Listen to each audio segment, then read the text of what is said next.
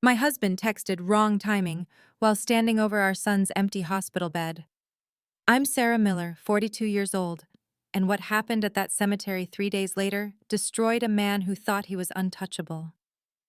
When your husband chooses his mistress over your dying son, when he flies to Vegas while surgeons fight to save your child's life, you discover exactly what you're capable of. What I did with an empty coffin, 200 witnesses, and one perfectly timed text message didn't just end my marriage. It ended everything David Miller built over 15 years. If you're watching this, please subscribe and let me know where you're watching from. It started 3 days before when I discovered something in David's office that would change everything, something that proved our son's crisis was just an inconvenience to his plans. For 15 years, I'd been the perfect corporate wife. You know the type, the woman who gave up her career to support her husband's dreams, who hosted dinner parties for his clients, who smiled when he introduced me as just a housewife to his Harvard MBA colleagues. David controlled everything. The house was in his name, the cars, the investments, even my credit cards, all under his watchful eye. He'd set my spending limit at $500 a month, claiming it was for budgeting purposes. I needed his permission to buy a winter coat for our son Ethan. "You wouldn't understand, Sarah. It's business," he'd say whenever I asked about our finances. The condescension in his voice had become so familiar, I'd stopped hearing it as an insult. His friends saw me as decoration. At company events, they'd talk around me, never to me. David would laugh along when his partner James made jokes about keeping the wives happy with shopping money. I'd stand there, holding my wine glass, pretending their words didn't sting. But 3 months ago, something shifted. The credit card statements started showing charges I didn't recognize. Hotel stays during his supposed client dinners. Jewelry purchases that never made it home. Restaurant bills for two when he claimed to be working late alone. I told myself I was imagining things. After all, what could I do even if I wasn't? With no income of my own, no access to our accounts, and no family nearby, I was trapped in a golden cage of my own making. That's what David counted on. That's what they all counted on. That Sarah Miller would stay quiet, stay grateful, stay in her place. They were wrong. The late nights started in January. David would slip into bed at 2, 3 in the morning, thinking I was asleep. The smell of unfamiliar perfume, something floral and young, clung to his shirts. Not my lavender. Never my lavender anymore. His phone became his lifeline. He'd guard it like a weapon, taking it to the bathroom, sleeping with it under his pillow. When it rang during dinner, he'd step outside, leaving Ethan and me at the table in silence. "Dad's been weird lately, Mom. Are you guys okay?" Ethan asked one night, pushing his pasta around his plate. My brilliant 15-year-old son, too perceptive for his own good. "Everything's fine, sweetheart," I lied, watching David pace in the backyard, gesturing animatedly at someone who could make him smile in ways I hadn't seen in years. The business trips multiplied. Vegas, Miami, San Francisco, always urgent, always last minute. He'd pack his best suits, the cologne I'd bought him for our anniversary, the watch his father gave him for special occasions. "Big deal closing," he'd say, pecking my cheek like I was his mother, not his wife. "Could change everything for us." I started documenting. Screenshots of credit card statements, photos of receipts left carelessly in his pockets, a journal of dates, times, and excuses. Not because I had a plan, I didn't think I deserved one, but because I needed proof that I wasn't going crazy, that this distance between us was real. The calls came at midnight, sometimes later. He'd creep downstairs, whispering urgently into his phone. Once I followed, standing in the hallway shadows as he laughed softly, intimately, with someone who wasn't me. "Soon," I heard him promise. "Very soon, baby." That's when I knew. But knowing and proving are different things entirely. Thursday morning changed everything. David left his laptop open while showering, the first time in months. His email was still logged in, and there it was. A Delta Airlines confirmation for 2 first-class tickets to Vegas. Departure, Monday, March 15th, 10 o'clock a.m. Passengers: David Miller and Jessica Hayes. My hands shook as I read the date again. Monday was Ethan's surgery. The brain tumor we'd discovered 6 weeks ago, benign but pressing on his optic nerve. The surgery we'd scheduled and rescheduled 3 times to fit David's calendar. Jessica Hayes, 28 years old, according to her LinkedIn, which I found in 30 seconds. Senior marketing associate at David's company. Blonde, yoga-toned, with the kind of smile that belonged in toothpaste commercials. Her Instagram showed weekend trips to wine country, designer handbags, and cryptic posts about new beginnings and following your heart. The tickets were purchased with the company card, the same account that required board approval for any personal use. But David was CEO. Who would question him? I heard the shower turn off and quickly closed the laptop, my heart hammering against my ribs. David emerged, toweling his hair, oblivious. "Morning," he said, not looking at me. "I'll be late tonight. Client dinner." "Ethan's pre-op appointment is at 3, I reminded him. "Can't make it. Send me updates." Before I could respond, Ethan appeared in the doorway, pale and unsteady. His eyes rolled back, and he crumpled to the floor like a marionette with cut strings. "Ethan!" I screamed, dropping to my knees beside him. David stood frozen for exactly 2 seconds. Then he grabbed his phone, not to call 911, but to text someone. I saw him type, "Might need to postpone." That's when I knew my husband was already gone. The emergency room was chaos. Ethan seized twice in the ambulance, his body rigid and trembling while I held his hand and whispered prayers I hadn't said since childhood. "The tumor's shifted," Dr. Rodriguez explained, pulling up the MRI on her tablet. "It's pressing harder on the optic nerve. We need to operate within 72 hours or risk permanent blindness, possibly worse." "Monday," I said immediately. "Can you do Monday morning?" "Yes, I'll clear my schedule. 8 a.m. sharp." David arrived an hour later, coffee in hand, Bluetooth in ear. He ended his call reluctantly, irritation flickering across his face. "The surgery can wait," he announced, not even looking at Ethan's unconscious form. "Tuesday or Wednesday would work better." "David, the doctor said—" "Doctors always say it's urgent. This Vegas deal is worth $12 million. One day won't matter." Dr. Rodriguez looked between us, confusion evident. "Mr. Miller, your son could lose his sight. Every hour increases the risk." "The surgery can wait. This deal can't." He pulled out his phone, already dialing. "I'll sign whatever waivers you need." My son stirred, reaching for my hand. "Mom?" he whispered. "Everything's blurry." David didn't even glance over. He was texting rapidly, probably Jessica, probably about their Monday flight. The medical power of attorney he'd insisted I sign last year meant he could override any decision I made about Ethan's care. "Please," I begged, my voice breaking. "He's your son." David finally looked at me, and the coldness in his eyes made my blood freeze. "I know what's best for this family, Sarah. I always have." He signed the surgical postponement form and walked out, leaving me holding our frightened son while nurses exchanged worried glances. I had $43 in my wallet and a credit card that David had frozen temporarily after I'd questioned the Vegas charges. The hospital wanted a $5,000 deposit for Monday's surgery. Without David's signature, they wouldn't proceed. "Can't you use your savings?" my sister asked over the phone from Portland. "What savings?" David managed everything. I hadn't seen a bank statement in 5 years. He said it was easier that way, that I should focus on what I did best, taking care of the home. His mother, Patricia, answered on the third ring. "Sarah, David told me about your hysteria. The boy's fine. A few days won't hurt." "Patricia, please.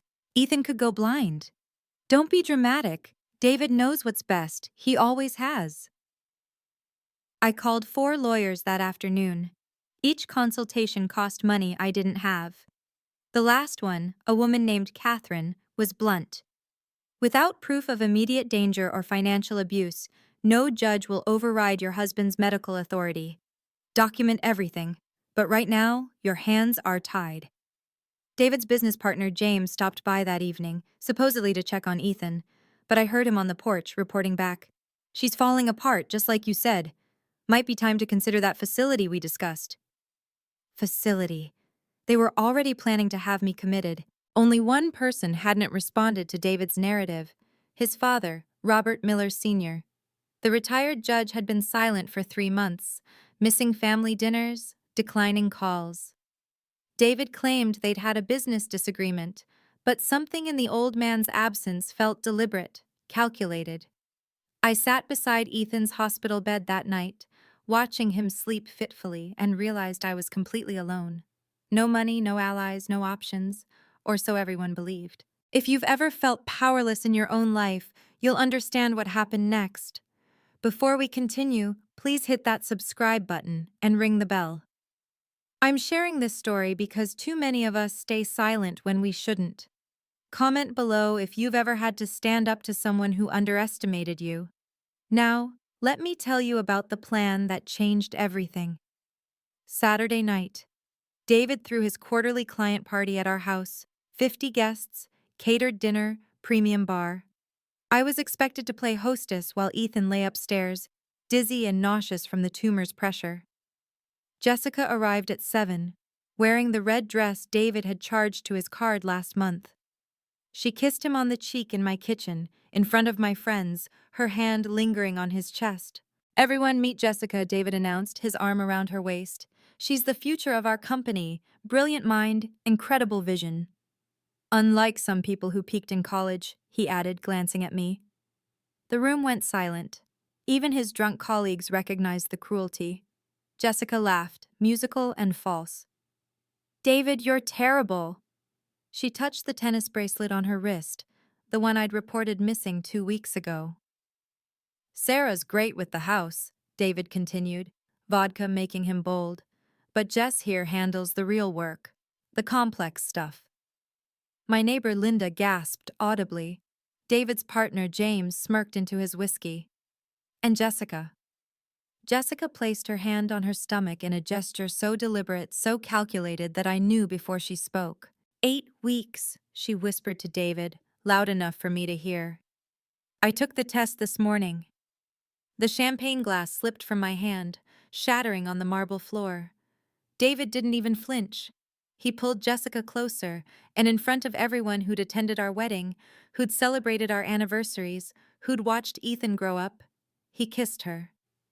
"Get this cleaned up, Sarah," he said, stepping over the broken glass. "You're embarrassing yourself." I knelt to gather the shards, my hands bleeding, while 50 people watched in silence. But I wasn't embarrassed. I was done. After the guests left, I found David's office door ajar. His computer was locked, but the filing cabinet wasn't. Inside, beneath tax returns and insurance papers, I discovered the truth. Asset transfer documents dated 3 months ago. The house moved to a trust, our investments liquidated and relocated. Business shares redistributed. Everything we'd built together, systematically stripped from our joint ownership. The divorce papers were already drafted. Grounds: mental instability.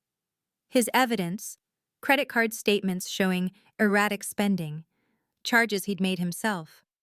Medical records suggesting paranoid delusions, from a psychiatrist I'd never seen.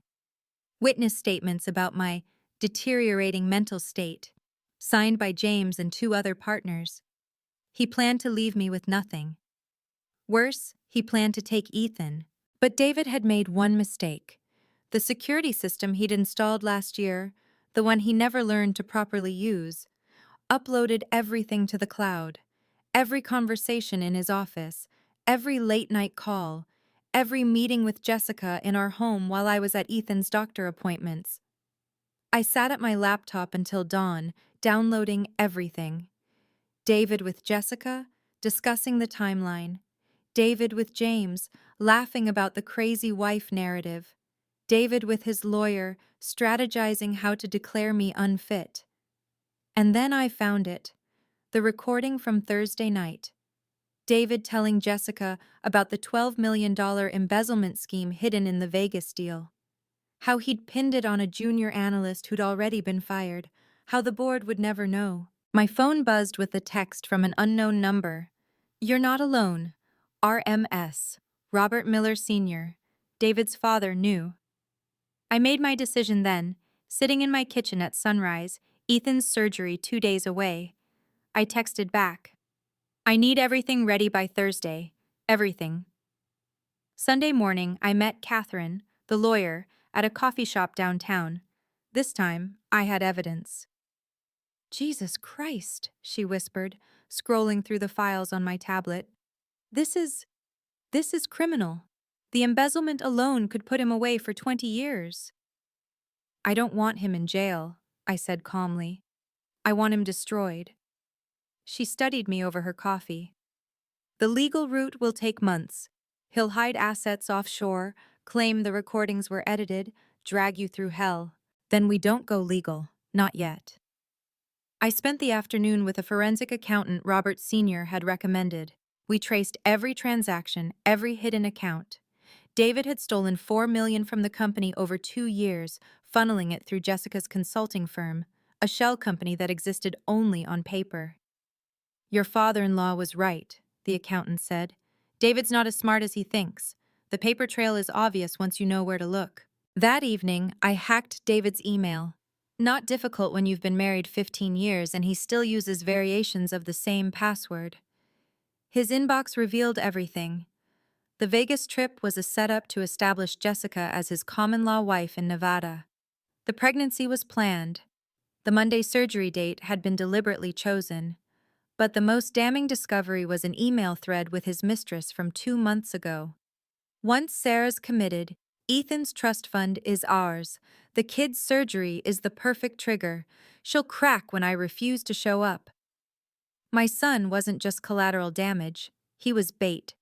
I forwarded everything to 3 email addresses: Catherine, Robert Sr., and myself. Then I created a 4th copy and scheduled it to send to someone special, but not yet. The trap was set. Monday morning, 6 a.m., 2 hours before Ethan's postponed surgery. A knock at the door. Robert Miller Sr. stood on my porch, impeccable in his 3-piece suit despite the early hour. The retired judge looked older than his 72 years, but his eyes burned with purpose. "Sarah," he said simply, "may I come in?" We sat in the kitchen while Ethan slept upstairs. Robert placed an envelope on the table but didn't explain it. Instead, he spoke carefully, weighing each word. "I've been watching David for 3 months, since I discovered discrepancies in the family trust." He paused. "He's not the man I raised. Perhaps he never was. Why didn't you say something sooner?" He smiled sadly. "Evidence, Sarah. A judge's habit. I needed proof, not suspicion. You found what I couldn't." He slid the envelope toward me. Inside was a single key and a business card for a local news station. "Safety Deposit Box 447, he said. "Downtown branch. Everything you need is there. The reporter, Amanda Chen, is expecting your call Thursday afternoon." What's in the box? David's original employment contract, the one that clearly states any embezzlement results in immediate termination and forfeiture of all shares. He stood to leave. Also, security footage from his office building. The real footage, not the edited versions he submitted to his lawyer. "Mr. Miller, why are you helping me?" He paused at the door. "Because Ethan deserves better. Because you deserved better. And because David needs to learn what justice looks like." After he left, I found a text from Dr. Rodriguez. "Ethan's surgery is confirmed for Thursday, 8 a.m. I've waived the deposit. A benefactor insisted." The pieces were falling into place. But first, I had one more performance to give. Monday afternoon, Catherine's office. She'd assembled a team: forensic accountant, digital security expert, and a prosecutor who happened to be her law school roommate. "The embezzlement is airtight," the prosecutor confirmed. "But the conspiracy to commit fraud, the false medical records, The attempted institutional commitment of a spouse for financial gain, that's RICO territory. RICO? I asked. Racketeering. It means we can freeze everything immediately. Assets, accounts, even Jessica's holdings. The security expert pulled up David's cloud storage. He's been sloppy. Every deleted text, every private photo with Jessica, every financial manipulation, it's all here, including this. She played an audio file from David's car Bluetooth. David and Jessica, planning my accident after the commitment. Once she's institutionalized for 6 months, we can declare her incompetent. If something happens to her inside, suicide is common in those places, everything goes to me as Ethan's guardian. My blood went cold. Catherine grabbed my hand. We file Thursday morning, she said. The moment David lands in Vegas, we freeze everything. He'll have no access to funds, no ability to run. What about the surgery? Happens as planned. We need David to believe he's won. When he skips it for Vegas, that's abandonment of a minor in medical crisis. No judge in the country would side with him after that. The digital expert handed me a phone. Burner. Untraceable. When you're ready Thursday, you send one text. We handle the rest. That evening, I played my role perfectly. Begged David to reconsider. Cried when he refused. Even offered to sign whatever papers he wanted if he'd just delay Vegas by 1 day. Stop being so dramatic, Sarah, he said, packing his suitcase. The surgery's routine. I'll be back Tuesday. Behind my tears, I was counting down. 62 hours until showtime. Wednesday night, the eve of Ethan's surgery. David and Jessica were already in Vegas, their Instagram stories broadcasting champagne toasts and casino floors. At 11 p.m., David posted a photo. Jessica's hand with a massive engagement ring, caption, starting fresh with the right one, #new beginnings, #Vegas baby. Ethan saw it first. His face crumbled as he scrolled through the comments. David's colleagues congratulating him, Jessica's friends celebrating, everyone apparently forgetting David had a wife and sick son. Mom, Ethan whispered, is Dad not coming tomorrow?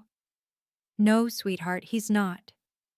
Because of her? I held my son as he sobbed, his body shaking with more than just tears. The stress was affecting him physically, his vision blurring, head pounding. Dr. Rodriguez had warned us, emotional trauma could worsen his condition. At midnight, David sent a group text to his family. Sarah's having another episode. If she contacts you with wild stories, please ignore. I'm handling the situation with appropriate professionals. His mother replied immediately. We understand, David. Do what's necessary. His brother. About time you got free from that mess. But Robert Sr. remained silent. At 2 a.m., Ethan's monitors started alarming. His blood pressure had spiked dangerously. Dr. Rodriguez rushed in, stabilizing him with medication. Mrs. Miller, we need to move the surgery to 6 a.m. His body can't take much more stress. I texted David. Ethan's worse. Surgery moved earlier, please. His response came instantly. Stop the manipulation, Sarah. I've already signed the commitment papers. Someone will pick you up Friday. I screenshot everything. Then I did something I hadn't planned. I took a photo of Ethan, pale and unconscious, monitors surrounding him, and I saved it. Not to send. Not yet. But soon, everyone would see exactly what David Miller abandoned for a Vegas weekend. Thursday, 5:30 a.m. Ethan was being prepped for surgery. I held his hand as they wheeled him toward the operating room. Mom, he said groggily, if something happens, nothing's going to happen, baby. But if it does, tell Dad I forgive him. Those words broke something in me.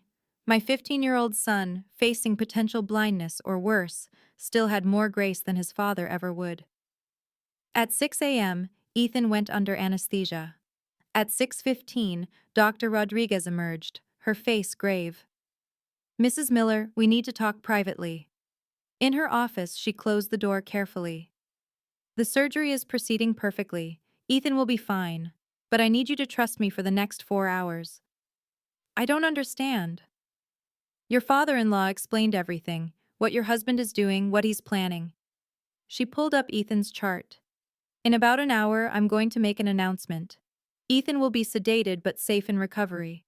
Are you prepared for what comes next? I nodded, understanding flooding through me. At 7:23 a.m., Dr. Rodriguez walked into the waiting room where 30 of our friends and family had gathered. Word had spread about the emergency surgery. Her face was professionally somber. I'm sorry to inform you that we've encountered severe complications. Ethan Miller experienced cardiac arrest on the table. We're doing everything we can, but you should prepare for the worst. The gasps echoed through the room. Phones appeared instantly. Within minutes, my phone exploded with notifications. David had 47 missed calls by 7:30. I texted him once. He's gone, David. Our son is gone. Then I turned off my phone and waited. The hardest performance of my life was about to begin, and I had to be perfect. By 8 a.m., word had reached Vegas. David called the hospital directly, but Dr. Rodriguez, following protocol for family emergencies, would only confirm that the situation was critical. His response came via text to his mother, who showed me with tears in her eyes. Wrong timing. Deal too important. Sarah's being dramatic as usual. Patricia Miller, his own mother, stared at the message in disbelief. He thinks you're lying? He knows I'm not, I said quietly. He just doesn't care. The next text came to me directly. A Venmo transfer for $5,000. The memo line, funeral expenses, handle it yourself. Then, the killing blow. Cremate him quickly. I need this resolved before I'm back. Don't make a scene. I showed the message to everyone in the waiting room. Robert Sr. read it twice, his jaw clenching. Even James, David's loyal partner, looked sick. Sarah, Robert Sr. said loudly enough for everyone to hear, my son is no longer welcome in this family. Proceed however you see fit. I stood, channeling every ounce of grief a mother would feel, and announced, services will be held this afternoon at Greenwood Cemetery, 4 o'clock. Please, I need all of you there. Ethan would want to be surrounded by love, not abandoned like his father abandoned him. The room erupted. People hugged me, cursed David, offered help. Within an hour, the story was everywhere. CEO skips dying son's surgery for Vegas trip with Mistress. The Instagram post of Jessica's engagement ring was screenshot and shared hundreds of times, paired with photos of Ethan from happier days. By noon, 200 people had confirmed attendance at the funeral. Amanda Chen from Channel 7 called, asking if she could cover the service to honor Ethan's memory. Yes, I said. Let everyone see what David Miller values most. What would you do if the person who vowed to love you showed their true colors at your darkest moment? Before I reveal what happened at that cemetery, please share this story with someone who needs to hear it. Too many people suffer in silence, thinking they have no power. Hit that like button if you believe everyone deserves justice. Now, let me show you how one text message changed everything. Greenwood Cemetery, 3:45 p.m. The scene was set perfectly. 200 folding chairs arranged in semicircles around a closed mahogany casket. White roses everywhere, Ethan's favorite. An enlarged photo of him laughing at last year's birthday party, before the diagnosis, before everything fell apart. Robert Sr. sat in the front row, stone-faced in his black suit. Beside him, Catherine the lawyer, trying to look like a family friend. Behind them, Dr. Rodriguez, who'd arrived in scrubs to pay respects between surgeries. The Channel 7 news van parked discreetly at the cemetery entrance. Amanda Chen and her cameraman were already filming B-roll footage of arriving guests. 3 other local stations had sent reporters after the story went viral. I stood by the casket in the black dress David had bought me for his company's gala last year, the one he'd said made me look almost sophisticated. My hands rested on the polished wood, the picture of a grieving mother. Hidden beneath the flowers, 3 phones were recording, live streaming actually, to a cloud server Catherine's tech expert had set up. Every word, every moment would be preserved. At 3:55, James arrived with 5 other board members from David's company. They looked uncomfortable, conflicted. One approached me. Sarah, we had no idea David was. The board wants you to know we're reviewing everything. Thank you, I said softly. Ethan would appreciate you being here. At 4 o'clock exactly, the funeral director nodded to me. 200 people fell silent. I pulled out my phone, making sure everyone could see me typing. The message to David was simple. He's not dead. Come to the cemetery, now. Then I added, they know everything. I held the phone up, showing the delivered notification. The crowd murmured, confused. Now we wait, I announced. Let's see if a father's love can bring him home. My phone rang within 30 seconds. David's name flashed on the screen. I put it on speaker, holding it high so everyone could hear. What the hell do you mean he's not dead? David's voice boomed across the cemetery. I stayed silent. Sarah, answer me. Is this another one of your games? Still nothing. I swear to God, if you're lying about this. I hung up and typed another message.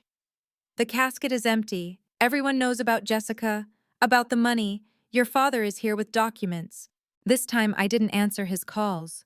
15 of them in rapid succession.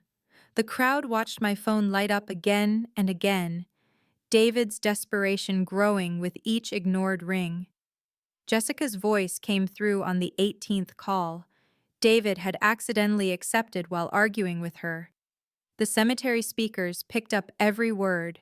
We should leave. Drive to Mexico. Now, David. Shut up. My father's there. If he has the contracts. I don't care about your contracts. We have 4 million. That's my money. I'm not running like some. The call cut off. I sent one final text. Channel 7 is here. So are the police. Your move. Robert Sr. stood up and announced to the crowd. My son has exactly 18 minutes to get here from Vegas Airport. He landed 12 minutes ago. The cemetery entrance was visible from where we stood. 2 police cars had pulled up, engines running but lights off. Not threatening, just waiting. People started pulling out their phones, recording everything. The live stream viewers had jumped to thousands. Comments flooded in supporting me, condemning David, demanding justice. At 4:27, a black Porsche came screaming into the cemetery drive, taking the speed bump so fast it nearly went airborne. David had made it in 17 minutes. David burst from the Porsche before it fully stopped, Jessica stumbling out behind him in her Vegas cocktail dress and heels. They looked exactly like what they were, guilty people fleeing a crime scene. He charged toward the casket, his face purple with rage and panic. 200 phones rose in unison, capturing every second. Where's Ethan? He roared. Where's my son? I stood perfectly still, my hand resting on the casket. Open it. What? Open the casket, David. Show everyone what kind of father you are. His hands shook as he approached. Jessica hung back, trying to hide behind a tree, but the cameras found her anyway.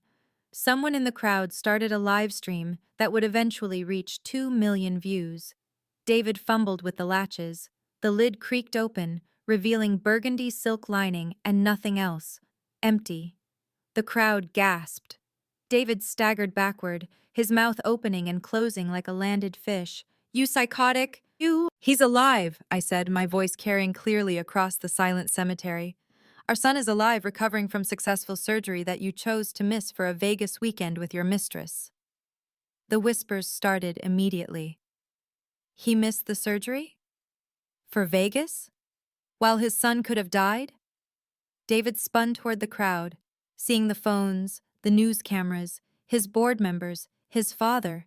This is entrapment. She's crazy. She's been planning.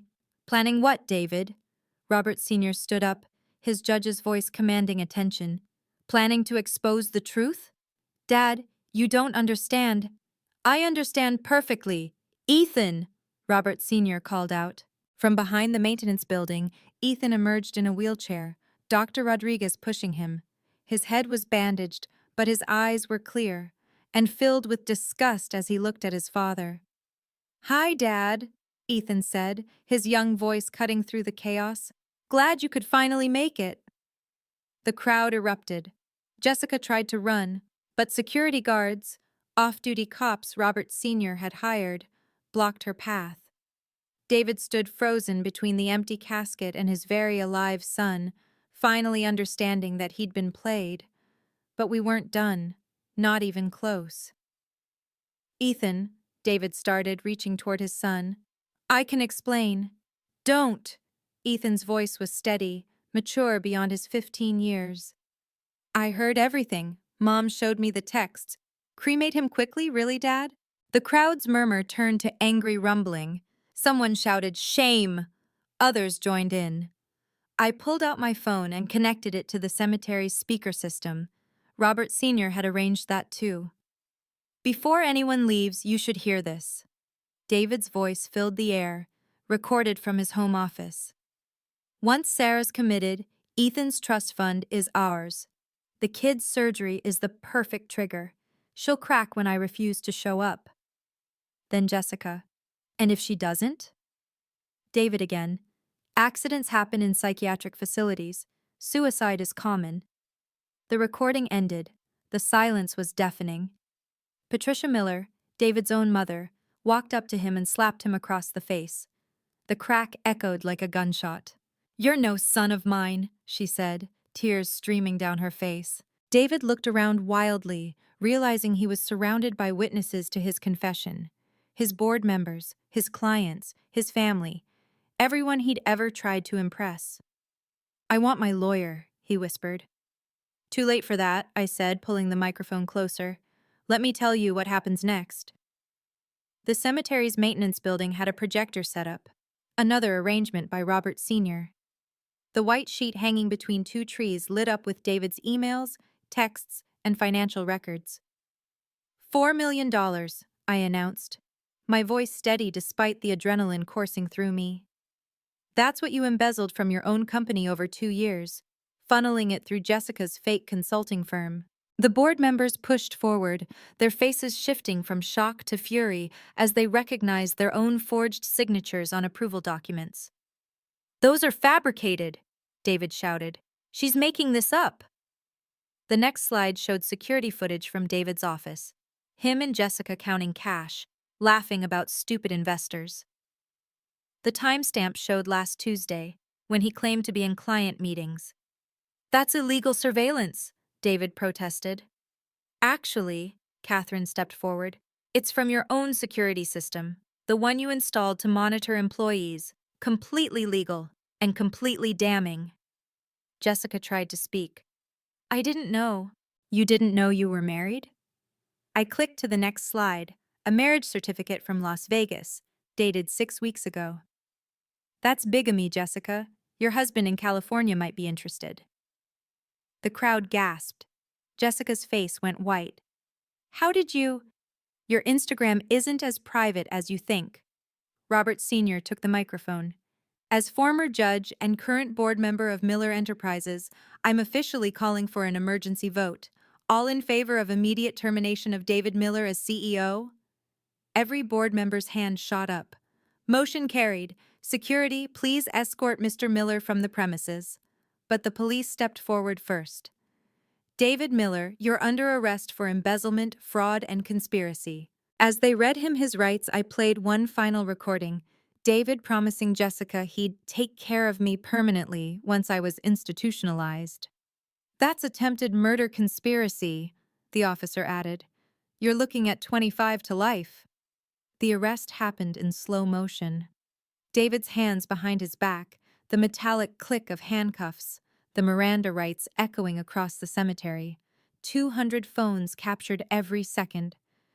Dad, David called out desperately to Robert Sr., you can't let them do this. I'm your son.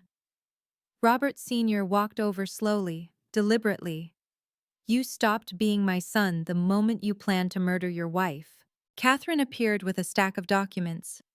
Mr. Miller, you're being served. Divorce papers, emergency custody transfer, and a restraining order. You're not to come within 500 feet of Sarah or Ethan. You can't take my son. I'm not your son anymore, Ethan said from his wheelchair. I'm taking Mom's maiden name. Ethan Hayes has a nice ring to it, don't you think? The second police car pulled up for Jessica. She was sobbing now, mascara streaming down her face as they arrested her for embezzlement, bigamy, and fraud. "David, do something!" she screamed. "With what money?" I asked calmly. "The assets are frozen. Every account, every property, every investment. It's all evidence now." The crowd began to applaud. Slowly at first, then building to thunder. Someone shouted, "Justice for Sarah!" Others took up the chant. James, David's partner, approached me. "Sarah, the board would like to offer you a position. Chief Ethics Officer. We need someone with integrity to clean up this mess." "I'll consider it," I said, watching the police cars pull away with David and Jessica. "But first, I need to take care of my son." The news crews were already editing their packages. Within an hour, the story would be national. CEO arrested at son's fake funeral in embezzlement sting. But I wasn't thinking about that. I was holding Ethan's hand, finally free. Before the police car pulled away, David made one last desperate play. He broke free momentarily, falling to his knees in front of the crowd. "Please, Sarah, please! I'm sorry! I made mistakes, but I love you! I love our son!" The camera zoomed in on his face, tears streaming, suit dirty from the cemetery ground, the mighty CEO reduced to begging. 20 years, Sarah! 20 years we've been together. Doesn't that mean anything?" I walked over slowly, the crowd parting like the Red Sea. I knelt down to his level, making sure my words would be captured clearly. 20 years? You mean the 20 years I supported your dreams while you killed mine? The 20 years I raised our son while you built your empire? The 20 years I stayed silent while you humiliated me? I can change. You had 15 years to change. You chose Jessica instead. You chose Vegas over our son's surgery. You chose money over family. The money was for us. The money was stolen. And now it's gone.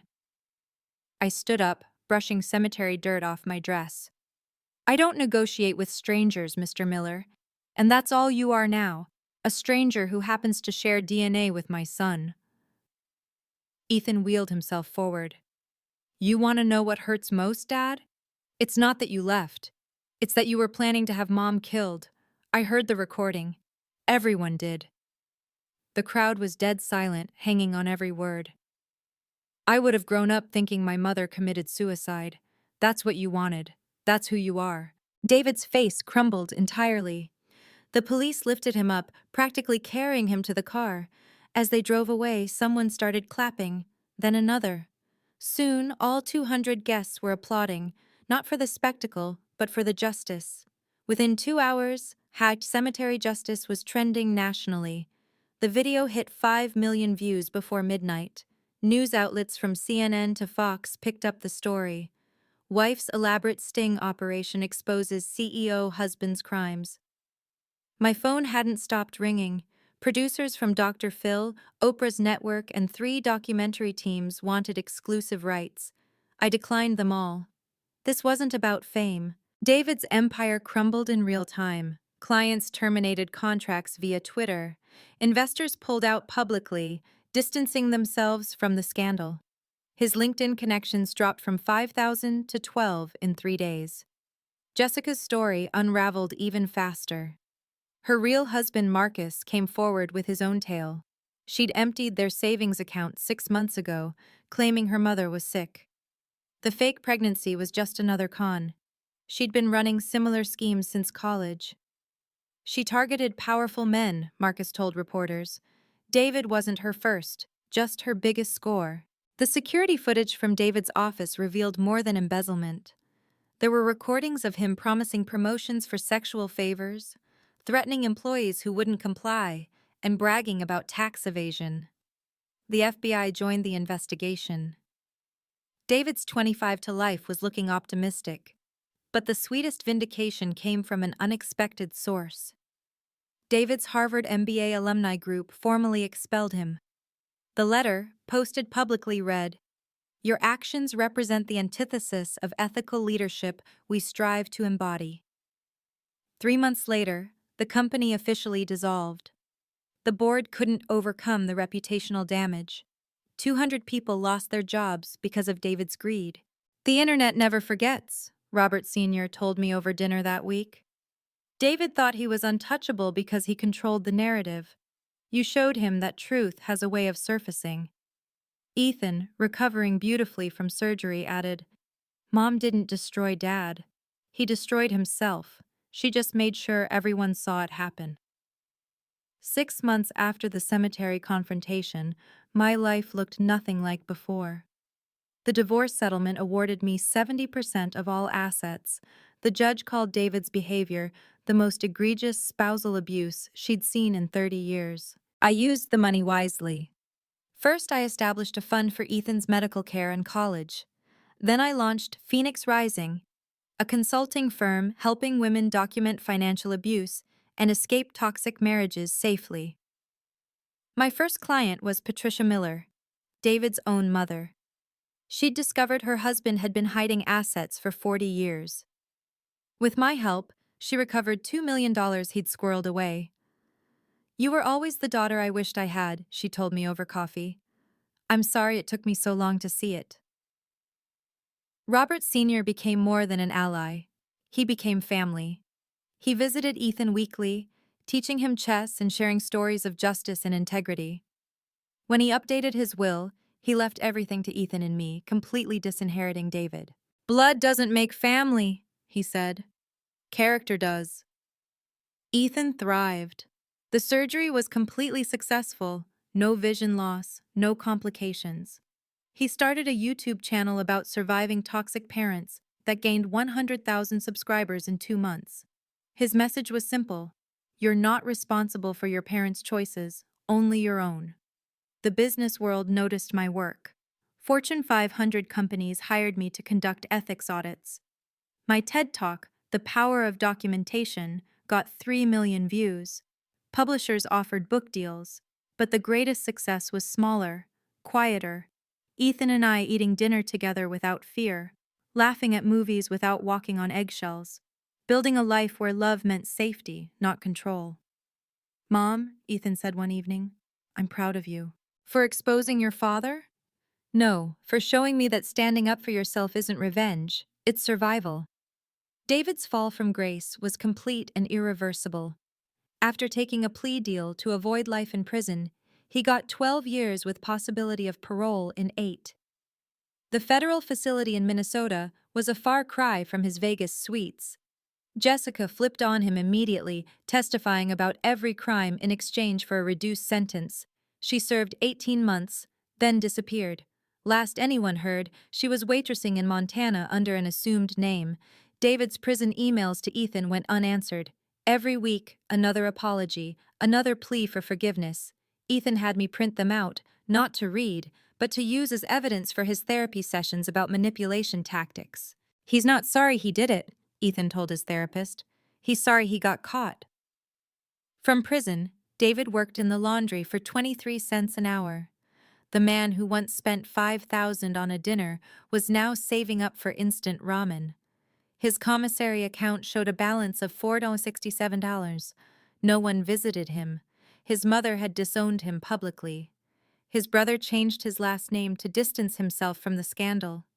His former friends and colleagues acted like he'd never existed. The only correspondence he received was legal notices, lawsuits from former employees, demands from the IRS, bankruptcy proceedings that would follow him long after prison. I received one letter from him, forwarded through lawyers. I didn't open it. Instead, I had it framed, still sealed, and hung it in my office. A reminder that some doors, once closed, should stay that way. Do you ever think about him? Friends would ask. No, I'd answer honestly. I think about the woman who survived him. I think about the son who thrived despite him. But David Miller? He's just a cautionary tale now. 2 years later, I stood before an audience of 500 women at the National Domestic Violence Summit. My keynote was about financial abuse, the invisible chains that keep women trapped. Document everything, I told them. Every text, every email, every bank statement.